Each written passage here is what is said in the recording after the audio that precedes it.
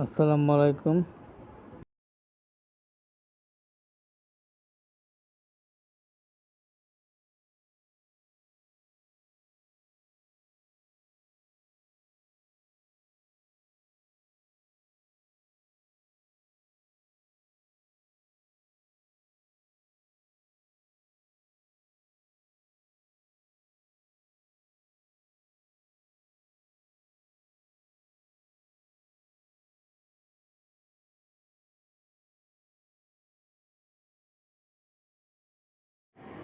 আসসালামু আলাইকুম।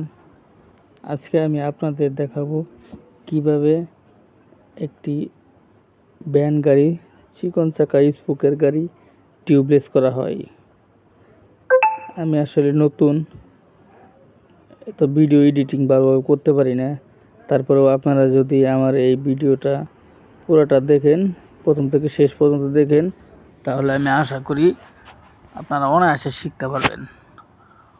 ইদানিং অনেক মিস্ত্রি আমার কাছে দেখছে, দেখে শিখছে, শিখা অলরেডি তারা করতেছে। আমি আশা করি আপনারাও ঠিক পুরো ভিডিওটা দেখলে আমি যেভাবে করছি সেইভাবে যদি করেন, অবশ্যই আপনি টিউবলেস করতে পারবেন। এই যে গাড়িটা আমি টিউবলেস করতেছি, এই গাড়িটা অলরেডি 1 সপ্তাহের ভিতরে 4টা টিউব খাইছে। টিউব খাইতে খাইতে সে বিরক্ত, একটা টিউব লাগালে 250 টাকা খরচ। পরে উনি আমার বলল কি করার, পরে আমি ওনার একটা বুদ্ধি দিলাম যে টিউবলেস করেন। আর টিউবলেস করার ক্ষেত্রে বোটা কিন্তু আপনার সেকেন্ড আর বোটা দিয়ে করতে পারবেন, এটা কোনো সমস্যা না। এই দেখেন আমি পুরাতন টায়ার দিয়ে করলাম। এই যে পুরাতন টায়ারটা 2-3 মাস বয়স, শুধু যদি কানা না হয়ে থাকে, ফোটা না হয়ে থাকে তাহলেই চলবে। যে পুরান টায়ারটা আমি উঠাই নিলাম, সুন্দরভাবে উঠাইতেছি। ভিতরে যদি ময়লা থাকে তাহলে এই ময়লাগুলো আপনারা ফালাই দেবেন ঝাঁকি দিয়ে। এই যে টায়ারটা উঠানি আমার শেষ। এই দেখেন ভালোভাবে ভিতর টিউব আছে কিনা। হয়তো অনেকে ভাববেন যে আমার টিউব ভরি, আসলে তা না। এই যে দেখেন, এই যে সরাসরি টায়ার বললাম, টায়ার দেখেন আমি যেভাবে টায়ার ভরি ঠিক এভাবে ভরবেন। আর সেক্ষেত্রে আরেকটা বিষয় হলো, টায়ারটা ভরার আগে আপনারা যে বেল্টটা দিবেন, সেই বেল্টটা একটু আগের তুলনামূলকভাবে ডাবল বেল্ট লাগবো, মানে রিং যাতে পুরাটাই বেল্টটা সাহায্যে পায়ে সারে, পুরা রিমটা যাতে পায়ে সারে। ওই দেখুন যে বেল্টটা আছে, বেল্টটা আমি টায়ারের সাইড দিয়ে বাইর করে নিলাম। ওই দেখেন টায়ারটা বেল্টের ভিতরে ঢুকাই দিলাম। ওই দেখেন মানে এখন যে কাজটা করতেছি, এটা বেল্ট টায়ারের ভিতর ঢুকেছে, কিন্তু বেল্টটা টায়ারের বাইরে দিতে হবো। ওই যে আমি লিভারের সাহায্যে আমি টায়ারটা গুঁতা দিয়ে ভিতর ঢুকাই দিলাম, জেলটা বাইরে বাইর করলাম, ফিতেটা। এই দেখেন, আপনারা যারা জীবনে টিউবলেস নাও করছেন তারাও পরিপূর্ণভাবে পারবেন আমার এই ভিডিওটা দেখলে। আমি আসলে টায়ার সেল করি অনেক আগে থেকে, 2-3 বছর আগে থেকে, কিন্তু তখন ভিডিও করি নেই। এখন দিয়ে মোবাইলে অনেকে ভিডিও ছাড়ে, তার জন্য পরে আমি একটা ভিডিও বানাই। ওই দেখেন, যেহেতু আমার পাইপটা একটু মোটা বেশি, লজেনটা চিকন, তার জন্য একটু ট্যাপারসার লজেনটা মোটা করতেছি, যাতে পাইপতে হাওয়াটা বাইরে না বাড়া। ওই দেখেন একটু সামান্য একটু ট্যাপ পারসাই দিলাম। ট্যাপ পারসানি শেষ হলে ডাইরেক্ট হাওয়া মারবেন। ভিতরে যে পিন থাকে, লজেলের ভিতরে যে পিন থাকে, এই পিনটা আপনারা প্রথম অবস্থা খুলে নেবেন।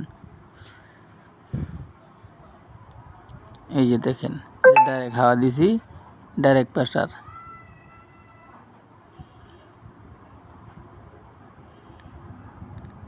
এই যে উঠে পড়ছে। এই এখন আমরা কী করবো, টায়ারটা তার মানে টায়ারে বিটটা উঠছে, এখন আমরা জেলটা ঢুকাই নেব।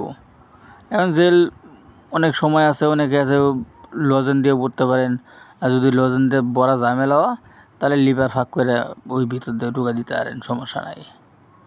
এই আমি প্রথম ট্রাই করলাম দেখি লজেন দিয়ে ঢুকে কিনা। অনেক টায়ার লজেন দিয়ে জেল ঢুকে, অনেক টায়ার আছে লজেনের সাহায্যে ঢুকে না। এই যে ঢুকে না, তার জন্য আমি খুলে নিলাম। এখন আমি টায়ারের ভিতর দিয়ে লিভারটা চাপ দিয়ে টায়ারটা উঠায় ভিতর ঢুকাই দেবো। এই দেখেন,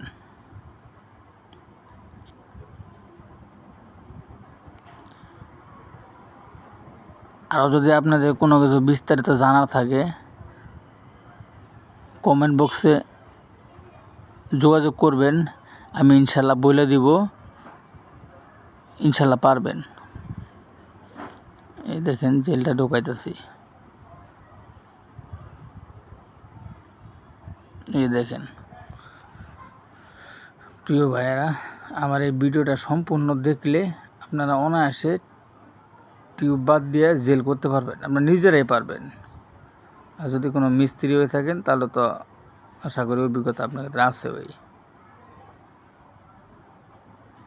এই দেখেন জেল কিন্তু আমার পুরোটা ঢোকানি শেষ, সামনে একটু বাকি আছে। এই জেলটা ঢোকানি শেষ হলে আপনারা আগেই লজেনের ভিতরে পিন লাগাবেন না, আপনারা আগেই প্রথম যেভাবে ডাইরেক্ট হাওয়া দিছি এইভাবে একবার হাওয়া দিয়ে দেখবেন। এই দেখেন, এই যে ডাইরেক্ট হাওয়া দিবেন, ডাইরেক্ট হাওয়া দিলেই ঢুকবো।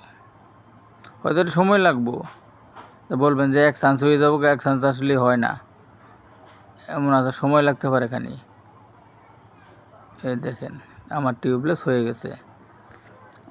আমি আশা করি আপনারা যারা যারা এই ভিডিওটা দেখবেন অনায়াসে টিউবলেস করা শিখতে পারবেন একদম। আর কারো কাছে আপনার কোনো কিছু বলতে হবো না, কারো কাছে জিজ্ঞানো লাগবো না।